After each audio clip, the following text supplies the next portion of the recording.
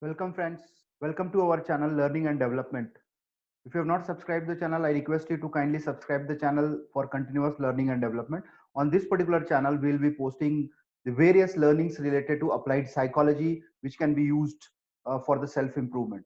So today's session is on understanding neuroplasticity. Let us understand this concept, very important concept when we talk about learning theories, and little bit of biological aspect of the brain also need to be understood here. And this has always been area of interest for the psychologists to understand this great phenomena of the brain, that is a good ability of the brain called neuroplasticity. So let us understand what exactly is neuroplasticity. Neuroplasticity, the ability of brain to keep on making new neural connections throughout the lifespan. Now, what is here is there's something called neural connections. So, what is neurons? Basically, neurons are the basic building block of nervous system. So, and they are specialized in transmitting the information. So that is how our central nervous system is made.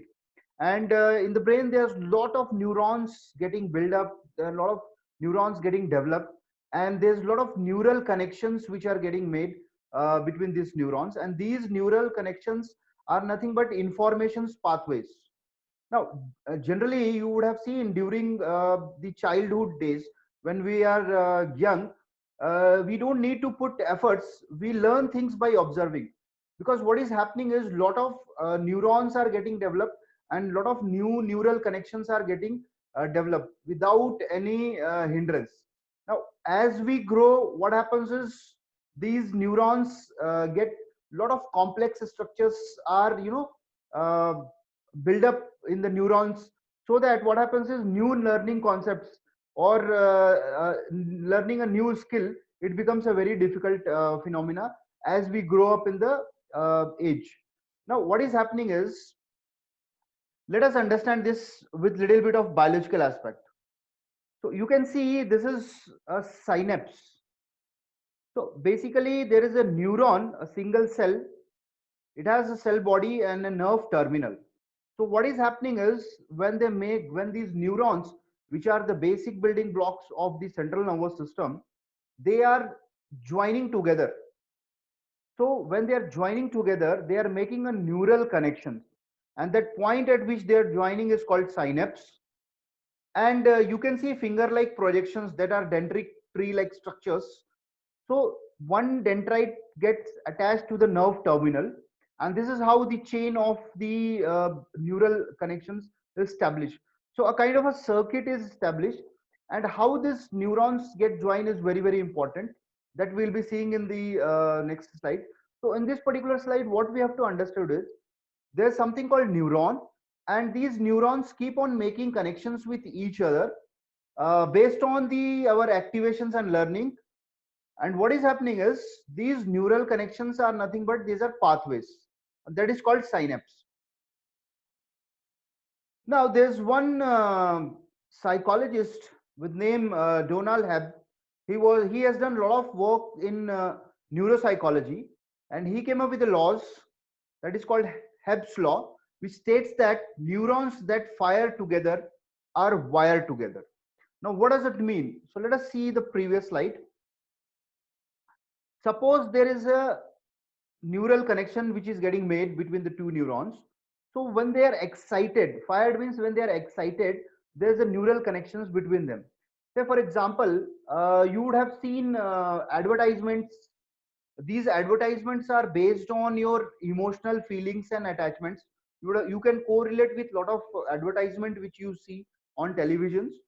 Basically they trigger some of the emotional aspect of your personality. And when you are in excited state, when you are looking forward for that particular information, it means that the neuron corresponding to that particular feeling is activated, and suddenly their brand name or their product is produced. So what happens is, you are getting your one of your emotions is activated, and to that activated emotion, which is responsible for some of the aspect of your personality, a new information, a new product, a new idea is getting synapse, is getting added. So there is a neural connections. Now the more number of times this firing starts, the activation of the neuron starts. What happens? They join together and they form a network. And generally, there's something called myelin sheath. The biology students will be able to correlate these neural connections. They become very strong, and it is very hard for them to break. And that is what is getting reflected in our psychological aspects, wherein whenever the people are shown the contradictory belief systems also, still they are not able to change their perceptions. The reason is the biological aspect of that is nothing but these neural connections. They are something called wiring in the brain. It is a kind of a hardware structures which is getting created in the brain, and this is getting created based on these scenarios. So neurons that fire together are wired together. To understand this, let us take an example. Action and appreciation. Now, for example, you did some action. Let us say you have participated in your school program. Let us say in your assembly you are going to speak something, or you have given some presentation. Now what happens? This is an action. So definitely the neurons which are responsible for such actions will be at excited state, triggered state. They are ready to form new neural connections. Okay. Now what is happening is, when you experience these situations you have done with your action, you will, suppose you receive appreciation, you have received a lot of appreciation, motivation from your teachers and friends and your parents. Now what will happen is, the neuron which is activated stage due to this action which you have taken, and the appreciation neuron, they are in excited stage. So every time you are doing this action, you are getting appreciation. Same action, appreciation. So the neurons that fire together get wired together. So what will happen is, there will be a strong neural connection, and this is nothing but a kind of learning network which is established during the childhood. What is happening is, the neural connections in the brain are developing very fast, and lot of neural connections happens by observations. We do a lot of experiments, we are very curious, we are observing. So the learning is by observation patterns. Slowly as we grow up, the neural connections are very selective. We are not able to make very strong neural connections because the previous neural connections are not allowing us to make a new neural connections. And this is the whole concept of psychology, and the learning theories revolve around this. So we need to understand this. So basically, based on our experiences, based on experiments, based on the input information we get into a belief system. So I'll be making a videos on the belief system. Already I have made a video on the schema, that is a mental framework. You want to understand this better, you can refer that video. And also you can refer a video on perception, so that to have a clear understanding of this neuroplasticity. Now on the other hand, on the negative side of this, neurons that fire apart are wired apart. It means that if you don't use it, you lose it. What does it mean? It means that, let us say you did that particular action, you participated in the competition and you were not appreciated. So what is happening? Your action, the neuron of excitement, appreciation and motivation is not fired at that time. So what is happening is, the neural connections between your action and the excitement, the motive is not getting established there. So the neurons that are not fired together, what is happening is, they wire apart. So even in one or two occasions, suppose there is an appreciation, but again after that there is no appreciation, there is no approval, you learn that, I mean, this action is not important, or this is not a very good thing to do, I need to do something different. And then what happens? These neural connections initially are very weak, and they apart it. So basically what is happening is, if you don't use it, you lose it. So a lot of neural connections can be made. The brain has the capacity to make n number of neural connections, and they are all your learnings. But what we do, we don't fire them by taking actions. We don't take actions, and once or twice if we fail, what we did, we don't have a capacity of resilience, bounce back. And this is what is happening is, once and twice failures, what happens? The neurons are not getting fired together, and they are not getting wired together. So you are not learning that particular aspect in your personality. So the question arises is, can the brain be rewired? Here, when I say rewiring, see, basically what you're doing is a kind of, you can compare your brain with an hardware, and the software is being loaded throughout the day, throughout the years together, based on your inputs, your belief systems, your perceptions, the society and the cultural influences. You are designing your software, and these are the programs you are loading to your brain. So can these wiring, that can these wires be rewired? You can correlate with your electrical wiring in your home, or you can also correlate with your water pipeline wirings. Suppose you want to change, you want to change the directions, you want to have a T junctions, you want to have a U junction, you want to do a series connections, you want to do a parallel connection in your electrical networks. So what do, you design. Now let us say there is a house, you need to do electrical wiring. Now when you want to do an electrical wiring, there's nothing. So you can start wiring in any fashion you want. Now after some time, when the wiring is done, you want to further add some wirings. What happens? The previous existing wirings not allow you to do in a free manner. You need to have some constraints. Now constraints will be there, because you cannot cross that. Already there is a wire, already there is a space constraint, this connection is already done, you can take some new connection. So what I'm trying to make you understand is, please try to correlate with that aspect, which is very simple one. But in the brain, the neural connections are very, very complex, and huge numbers, millions, trillions of connections are there, and every day in and out they are getting made. Only thing, we are not consciously making them firing together to make it very strong. Okay. Now what happens is, the question is, can the brain be rewired? So I would request you, you can just think and see what is your answer. So what is the correct answer for this particular question? Yes or a no? You can comment your answers in the comment box below the videos. I'll be happy to give replies to your queries. But here, there is a very interesting aspect. Both are correct answers. Now, very surprisingly, this is what is the concept of neuroplasticity. You would have seen there is, some people, suppose, unfortunately, if they are not able to use their right hand for writing something, they were writing with that hand. Now, what happens is, they are forced to write with the left hand, and you see that over a period of time, over years together, they are fluent, and they start writing with their left hand also. Now what is happening is, this brain has the capacity to do go structural as well as the functional neuroplasticity. So what happens is, structural means it is something to do with your neurons, like, suppose some accidental cases, if the neurons get damaged and all, some part of neurons can be, again grown depending on the kind of injuries. And so that is a separate part. We are going to focus on the functional part of it.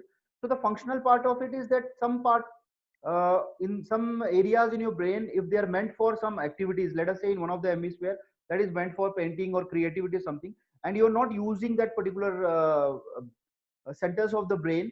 So what happens is, those centers will get engaged in some other functions. So that is the reason what is happening. This is called functional neural plasticity. If some particular aspect of yours is lost, you are not using it, that aspect, it will take up the job of something else, so you will be excelling in some other areas. So that is one of the concept of neuroplasticity. Now how we can use it in the learning scenarios? But whenever you learn a new skill, let us say you want to play chess, you want to play piano, or you are learning a flute, generally what happens, initially it is very tough, but what happens is, as you keep on practicing, these neural connections are getting built up in your brain. And let me tell you, it is a very slow process, and it needs constant efforts. That's the reason they go very slowly, they focus on the basics. The same exercise of playing the notes are repeated large number of times. So what is happening is, these neural connections are making, we are making very strong. So this is one of the theories of learning. So if you want to learn new skills, practice is the key, because when you're practicing, what you're doing, you're firing the two neurons together. So once, if you're learning something new, if you're reading a new book, if you're getting excited, and at the same time you are also, your motive is also getting satisfied, the kind of information which you are looking for, you are getting from the book, what will happen, you will get excited, and you will continue to read that particular book. So this is just to make you understand. You can also correlate with your learning aspects or your aspects in the life to understand it better. Now coming back to this, so both are correct answers. The reason is, Suppose there is a wiring in your brain, there's a software which has been already created, there's a belief system which has been already created, that this is, that's all, nothing much can be rewired. There is one wiring which has been done, two neurons which have been there, and your mindset is fixed. Let us say that no, no, further learning cannot be done, this what I have learned is true, and these are my limitations. If that wires are joined together, that neurons are fired together because of your own belief systems or inputs which you have received from the various sources, then what happens? Your answer will be no, because you cannot rewire your brain wirings. You don't want to change any aspect of your personality, you find it very tough, you feel that it cannot be done. But on the other hand, if you have a positive outlook, you are open minded person, your answer could be yes. So both are correct answers, but the fact remains same, that yes, the neuron wirings can be changed, can be modified. Now what exactly we have to do is, so this is very important slide. Now please let us spend some time on this. So choice is yours. There are two types of mindset generally. One is fixed mindset and growth mindset. So the fixed mindset is because of the particular kind of neural wirings. There the fixed mindset wiring is very very strong, and what the people feel is failure is the limit of my abilities. I am either good at it or I am not. My abilities are unchanging. I can either do it or I can't. I don't like to be challenged. My potentials is predetermined. When I'm frustrated, I give up. Feedback or criticism, and I stick to what I do. So this is the thought process of a fixed mindset. The reason is the neural connections by the experiences they have got in their childhood. On the other hand, there is something called growth mindset, the neural connections which supports this. Failure is an opportunity to them. So what happens is whenever they incur the failure, they will take it as an opportunity. Whereas on the other side, the people who have a fixed mindset, they will feel as, and why it is happening is because of all your neural connections, because of your past learnings, and all these neural connections are getting built up because of your experiences. One is your learnings, second one is your own perceptions, your own experiments, and third one is by the information you're receiving from your education system, from your parents, from your mentors, your teachers. I can learn to do anything I want. Challenges help me to grow. My efforts and attitude determine my abilities. Feedback is constructive. I like to try new things. These are some of the thought processes and the attitude which a growth mindset person possesses. Now choice is yours. It can be done. The fixed mindset actually can be rewired to a growth mindset through neuroplasticity, and also with the help of a lot of psychological tools and techniques, which involves understanding yourself, understanding your behavior aspects, perceptions, your whole personality. It's an inward journey basically. So it can be done. You can change your fixed mindset to a growth mindset by re-engineering, rewiring your neural connections. So what to do? Now the question is what to do. Increase your neural connections by learning the desired skills. What skill you want to learn? You want to practice something new, you want to read a new book, you want to increase your reading habits, you want to participate in some kind of tournaments, you want to play some sports, you want to play music, dance, any new skill which you think that you cannot do it, try to start learning it, number one. Second most important aspect is by de-learning.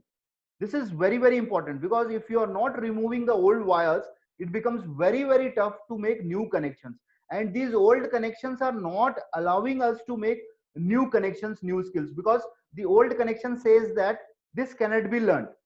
And if it is saying this cannot be learned, how will you learn the new skill? So the point I am trying to bring is here is, more than the learning, we have to do de-learning during the age group when we are adult and we grow up as we move ahead in the life. But during our childhood, we do a lot of learning. There is nothing called de-learning, because lot of neural connections are being made. We are observing, we are very curious. Those abilities we lose due to our lifestyle, due to our perceptions, and various other things which we'll be discussing in the various other videos which I have taken. So basically what is happening is, we are having a fixed mindset as we grow older. Now there are some people who are still having their growth mindset, so that is very good for them. So have that child attitude, have that child curiosity throughout your life. So learning and curiosity should be always there in you, and that you can do by de-learning some things. You feel that there are something, some areas in your personality which are very core, very deep rooted. Your values you need to change. You need to really de-learn some habits or some beliefs which you have developed during the growth periods, when you are growing during your childhood, your teenage. You need to de-learn it, and then you need to replace it by the new desired skill. So this is what I have to say for the neuroplasticity. Hope this concept of biological aspect of your learning aspect is clear. And if you really want to focus on your thought process and behavioral things, how this is getting influence on the psychological part, you need to also understand the core values, the belief systems, the schema, that is a mental framework, the self concept.